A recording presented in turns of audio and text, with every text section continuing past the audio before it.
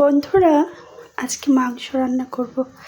আর এই ছোট ছোট রসুনগুলো যা লাগে না মাংসতে খেতে, কি বলবো।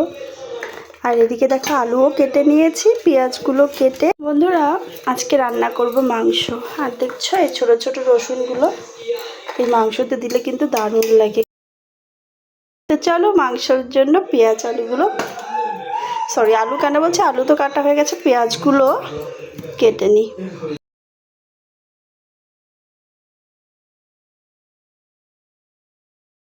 আগে মাংসর আলুগুলো ভেজে নিই।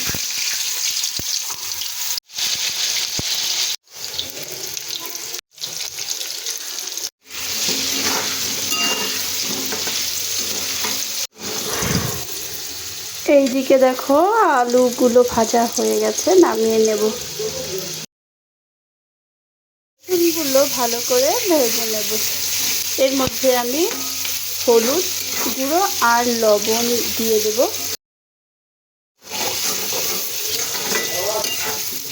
রয়েছে আদা, পেঁয়াজ, রসুন, কাঁচা লঙ্কা আর টমেটো।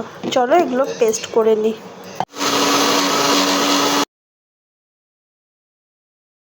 এখন আমি মশলাগুলো দিয়ে দেব।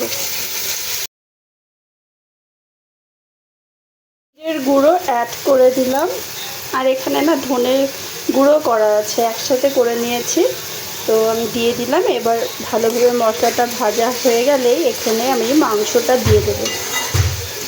আর সব শেষে আমি কষানোর সময় টক দইও ব্যবহার করব। আগে এটা হয়ে যায় তারপরে। এবার আমি এখানে মাংসগুলো দিয়ে দেব।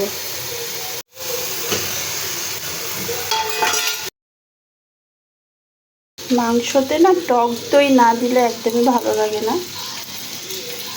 টক দইটাকে ফেটিয়ে নিই যাতে দানাটা না থাকে।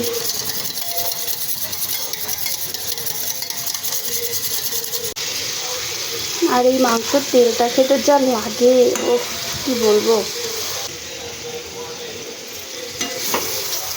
চলো এর মধ্যে আমি টক দইটা অ্যাড করি।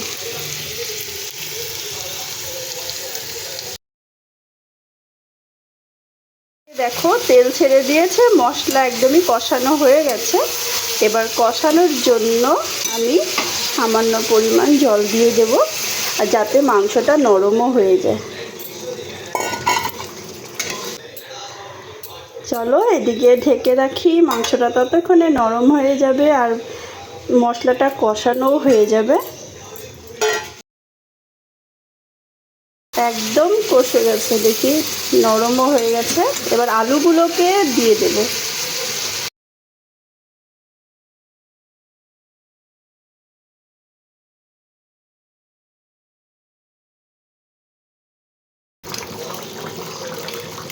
গরম মশলাগুলো দিয়ে দেব, গরম মশলার গুঁড়ো।